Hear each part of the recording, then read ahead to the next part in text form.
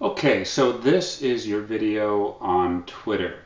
You have a Twitter account. It's abalancedbrain.com instead of the balanced brain because that was too long. But when you come to the page here, you'll see the balanced brain. You just basically sign in with your username and password like you do with any other account.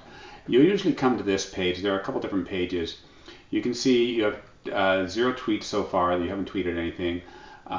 Following 23 people that you're following, and you have 3 people following you. I don't know who the people following you are at the moment here. We can click on here and it'll tell us a couple. So Orange County Neurofeedback. These people they're following you right here probably because we followed them.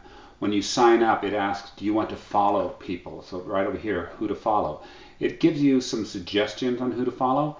You could just type in neurofeedback or any related thing, autism or something like that, and it'll come up with a list of groups on people that have mentioned neurofeedback. And if you like their post, you can just click on that. So anybody, you'll be able to get content so that you can see this. Not everybody else will see it. But occasionally you'll see something and you'll go, oh, this looks good. I want to share this. So you can say retweet right here. And now when you retweet, anybody following you will see that. And people like it. They'll be notified that you retweeted it. So it's kind of good to retweet other people's stuff every once in a while, but you want your own information as well. Really, the setup right here are fairly self-explanatory of tweets. This will be a list of your tweets, your home page, which is what we're on, connect page at. This is where you can get interactions with other groups who you are, who followed you. Discover. You can find new people. Now, what this is, you probably heard hashtag. So if somebody is typing something and they want to use a hashtag, which is like a keyword, so you can set up to say anybody who uses hashtag recipes, that it shows up. Even if you're not following them, it shows up in your Twitter page so that you can see it. So if you're interested in a certain subject. So if we go ahead here and put in here this, and we put neuro, if I spell it correctly, feedback, anybody who uses that in a hashtag, it would show up. Not necessarily in if they just used it in a word, it would have to be in hash. So here it is, hashtag, hashtag. So you could follow anybody that puts neurofeedback. It's a way of getting around there. Now, you also have your me page, which is kind of another home page here of the tweets that you've sent. It'll be just the tweets here. This one, you retweeted this one, so now it says we've done one tweet right here. I'm going to go ahead and do another tweet for you right here. And you can change this image. I created this image here for you, and just your basic text right here. So what and I'll give you this because I have it, is this is just a list of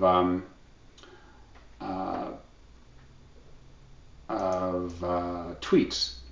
So short little quotes.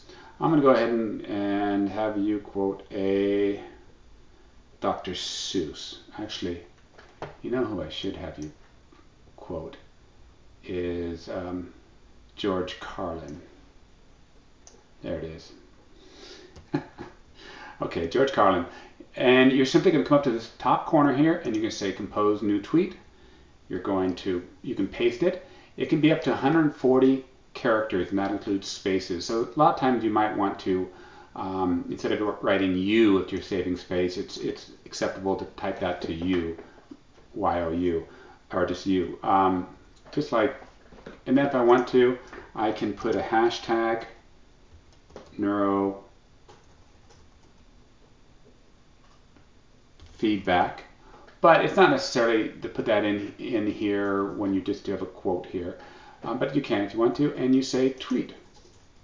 That's it. It's been sent. There you can see it's sent. Usually I find just doing quotes are nice, or if you have an article that you've read about it that's online, you can copy the link and put it in there. So if we had a new quote here, I could put it in there with a quote and then add a link to it, or say something like, great article on PTSD and neurofeedback. And then you just put the link, so you can copy and paste the link in there. A lot of times once you've copied a link in here, it will shrink it down for you. So when I click here, if it's too long, sometimes it will shrink it down for you. But you can get what's called a bit.ly, and that's a link that will shrink down so it's only 9 characters or something. You can also add a photo, so you can upload a photo or do a location, and you say tweet. I'm not going to tweet because I already tweeted that. And now the whole idea behind tweets is you end up sending a tweet out once a day maybe. You can send them out a couple times a day. Just because we don't use them, or I don't follow Twitter that much, there are 500 million people that do. It also helps with SEO, because anytime your link to your website is out there, it just adds to your SEO ability. I have an automation thing, basically a program that sends out invites to people.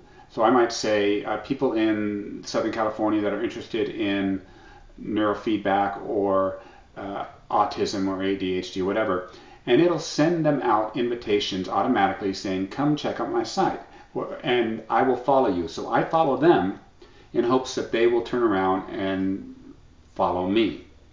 Twitter doesn't like this automation. They can shut down your sites, and they've been shutting down the sites more often lately. Usually they'll shut it down and they'll say, we'll start it back up for you again if you click here and promise not to use any automation again. And then you say yeah, and then you don't use the automation. The automation works really well, and that's how I ended up with 70,000 people. The problem is if you are posting a tweet every day, it doesn't look like automation as much. If you stop tweeting, so I stopped tweeting on one of my sites for a week, I just was busy, and all of a sudden it got shut down because they noticed, wow, it's sending out all these invites, but nobody's tweeting on it. So I can set you up for the auto if you want, but if you're not going to post every day, it becomes, it can easily shut you down. You can also do posting through other automation programs that'll automatically post every day for you. I haven't used those too much, and some of those are paid sites, so I wouldn't recommend it. Twitter's helpful, not necessarily necessary. You can also, whenever you post here, you can have it set so it automatically adds this to your Facebook page. You can come to here to your settings, which is this little button right here, and there's help, so information, more detailed information, and add a location, so it always says Studio City or your address, which might be a good thing to have on all your stuff. And then personalization, here's the category, email notifications, if you want to change how many how you're notified.